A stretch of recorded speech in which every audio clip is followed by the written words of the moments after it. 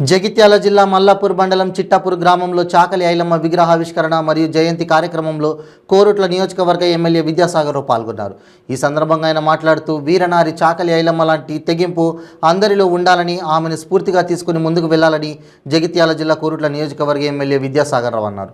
మల్లాపూర్ మండలం చిట్టాపూర్ గ్రామంలో చాకలి ఐలమ్మ విగ్రహ ఆవిష్కరణ మరియు జయంతి సందర్భంగా రజక సంఘం సభ్యులు ఎమ్మెల్యేకు ఘన స్వాగతం పలికారు. విద్యాసాగర్ విగ్రహాన్ని ఆవిష్కరించి పూలమాలలు వేశారు. అనంతరం 20 లక్షలతో నిర్మించనున్న ప్రాథమిక ఆరోగ్య కేంద్రానికి నాయకులు అధికారులతో కలిసి ఎమ్మెల్యే శిలాపాలకాన్ని ఆవిష్కరించారు. ఈ కార్యక్రమంలో MPP Sarojana, ZPTC Srinivas Reddy, BRS party మండల అధ్యక్షుడు శ్రీనివాస్ రెడ్డి, గ్రామ సర్పంచ్ సాయి కుమార్, ఎంపీటీసీ దేవక్క, రజక సంఘం అధ్యక్షులు కదర్కపు రవి, సంఘ సభ్యులు, నాయకులు, కార్యకర్తలు, గ్రామ ప్రజలు పాల్గొన్నారు.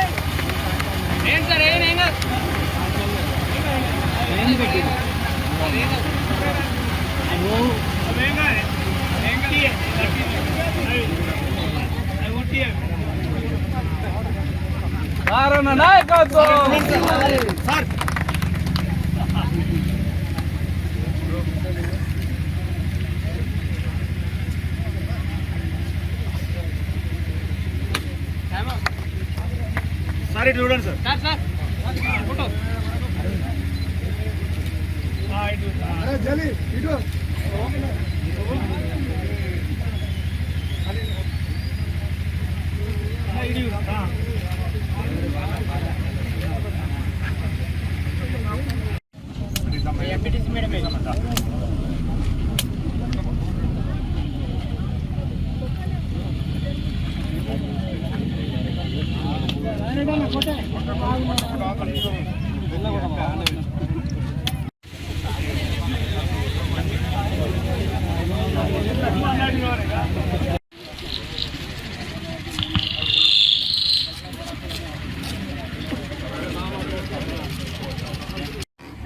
అభివృద్ధి కార్యక్రమాల్లో మన రజక సంఘాలకు కూడా ప్రొసీడింగ్స్ అభివృద్ధి నిధులు మంజూరు చేయాలి.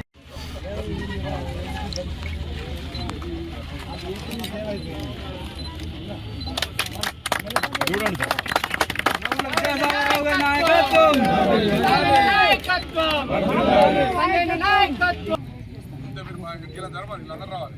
అన్న మీరు అటు పక్కన మళ్ళీ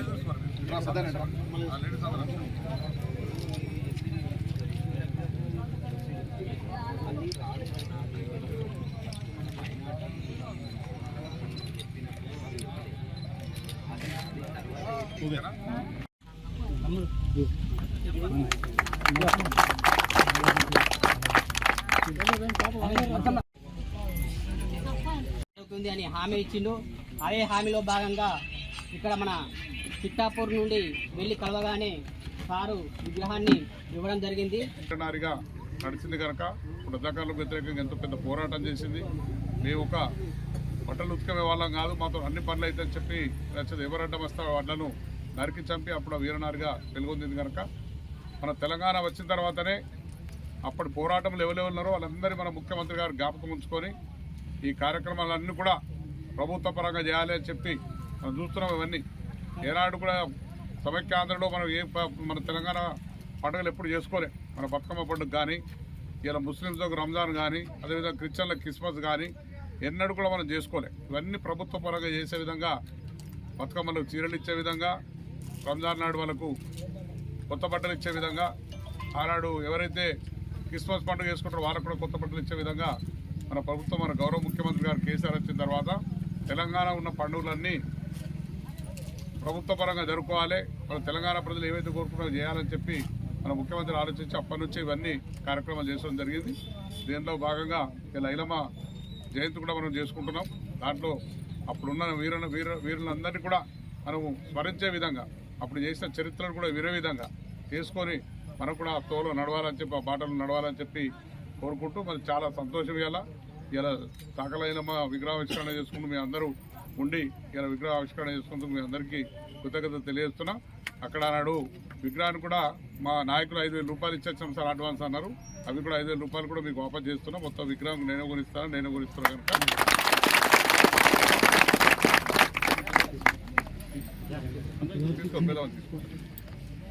అడ్వాన్స్ మోలు ఇచ్చొచ్చిన నా దగ్గరికి వచ్చింది. ఇక మూడు రాలే నా దగ్గరికి. అయినా కానీ చెప్పిన బిడ్డ అయితే 5,000 రూపాయలు ఇష్టపోరు, మీరు విగ్రహం నేను కొనిష్టపోరు అని చెప్పిన. ఎక్కడ కానీ అంబేద్కర్ విగ్రహాలు కానీ, చాకలైలమ్మ విగ్రహాలు కానీ ఎందుకు పెడతామంటే, వాళ్ళు అంబేద్కర్ గారు అప్పుడు రాజ్యాంగం రాసి ఇదందరూ మనం కలిసే విధంగా, చిన్న పెద్ద లేదు అందరం సమానమైన విధంగా రాజ్యాంగం రాసిన కనుక ఆయన మీద గౌరవం. ఈమె పోరాటం చేసిన ఈమె మీద గౌరవంతోనే ఈ కార్యక్రమాలు ఏర్పాటు చేయడం జరుగుతుంది. కనుక ఇదేదో రాజకీయం కోసమో ఎలక్షన్ల కోసం కాదు, పెద్దల మీద గౌరవం. వాళ్ళు ఎక్కడున్నారో కానీ వాళ్ళని గుర్తించుకునే విధంగా ఉండాలని చెప్పి. ఇప్పుడు ఊళ్ళో ఉన్నదంటే మీకు కూడా ఐలమ్మ అనేది ఉన్నది, ఐలమ్మ ఏం చేసిందని తెలుసుకోవాలని ఆలోచన మీకు కూడా వస్తుంది. ఆమె కథ ఏంది, ఆమె ఏమేం చేసింది, ఏ కథ అనేది మీరు కూడా పుస్తకాల రూపాలు ఉన్నాయి చాలా. ఆ విధంగా మనం తెలుసుకునే అవకాశం వస్తుంది. ఆ విగ్రహాలు లేకపోతే ఏమైతే మర్చిపోతాం అన్నట్టు, చాకలమ్మ మర్చిపోతాం, అంబేద్కర్ గారిని మర్చిపోతాం. ఇట్లా మర్చిపోకుండా ఎప్పటి జ్ఞాపకం ఉండేదిగా విగ్రహాలు పెట్టుకుంటాం. కనుక ఇవన్నిటి కూడా మనం వాళ్ళ బాటలు నడిచి దేశాన్ని, మన రాష్ట్రాన్ని, మన గ్రామాలను కాపాడుకోవాలని చెప్పి కోరుకుంటూ ఈ అవకాశం ఇచ్చిన మీ అందరికీ పేరు పైన కృతజ్ఞతలు చెప్తూ ముగిస్తాం.